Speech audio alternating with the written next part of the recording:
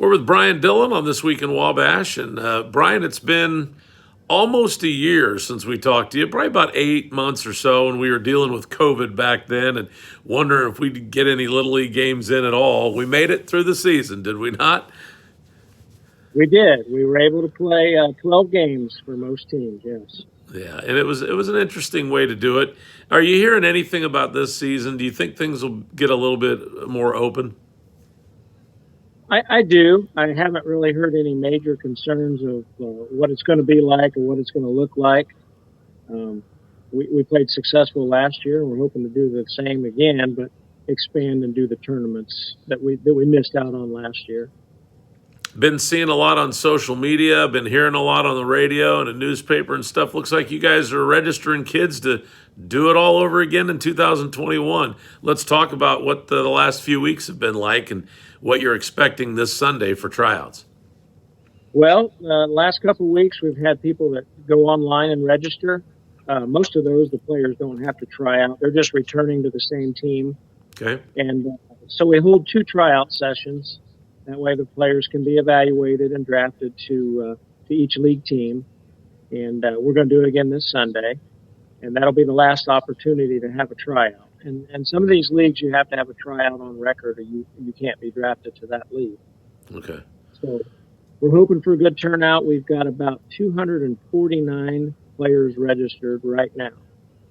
And we're looking for about 550 this year. Oh, okay. So you think Sunday there'll be a lot more that maybe just hadn't registered in advance or what? Right. There should be a good crowd. And Okay. Those that don't need to try out, they'll continue to register until we close registration. We'll give them a couple weeks into March, and then we kind of have to have hard rosters Yeah. and order jerseys and hats and, size appropriate for each player. Yeah. Now, I know last year you said that some opted out due to COVID, due to some other concerns and things, but what are you hearing this year? Do you think some of those kids are coming back? I do believe it. In fact, I know they are because they're already registered. Okay. Good. I think some of them, not judging anyone, everyone had their own personal reasons why they didn't play. Right. But I think a lot of them probably felt like, yeah, we didn't play, but everything was okay. We probably should have played, maybe. So I think they're excited to come back this year. And they've already registered, a lot of them that opted out. And it wasn't 100% opt-out because of COVID. We had to start the season late, so that gets into vacation time for families, too. Sure. There were a variety of reasons, not just COVID, but we understand that. Yeah, absolutely. Okay, so they have from now until tryouts to, kind of help you out. You'd like to see as many people register ahead of time as you can, right? Yes. Okay, and how do they do that? How do they go and do that? They go to our website, wabashlittleleague.org, and a few clicks, they can pay by their card or they can mail in a check. It's very simple. And if they're in there from last year, it's even faster. Okay. They just click that they're returning, update the size of the jersey, and they're registered. So this isn't a thing where a bunch of coaches get together and they just decide, okay, you take Johnny, I'll take Susie and her brother Billy, and then Billy's got it for I'll take him. These people try out. They have to try out, and they'll be on a draft list, and players who are in a league that didn't try out, those will be picked last. Okay. We try to take the politics out of it. The pre-draft conversations and schemes. It's there, but we draft based on how they finished last season. So worst team picks first, and best team picks last in the draft this year. So we try to balance the teams. If somebody's new to the area, new to the whole concept, maybe their 3 or 4 year old is turning, 5, 6, whatever. Give us here quickly kind of the age groups and the different games involved. Okay. We start them out at age 4, and that's T-ball, ages 4 and 5. Mm-hmm. And then they can play rookie league at age 6. That's just for 6-year-olds only. That's a in-between T-ball and coach's pitch. So they get exposed to what baseball is like with being pitched to instead of hitting off a tee. Mm-hmm. So it's kind of a hybrid of t-ball and coach's pitch. And then we have the traditional coach's pitch, which is ages 6 through 8.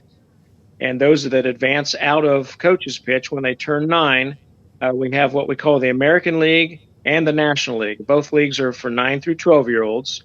Mm-hmm. We like to look at our minor league as a feeder system into our National League. And then when you turn 13, you play at the city park. 13s and 14s play as the junior league, and 15s and 16s play in the senior league. The senior league always comes later after the teams, high school teams get eliminated from sectional play.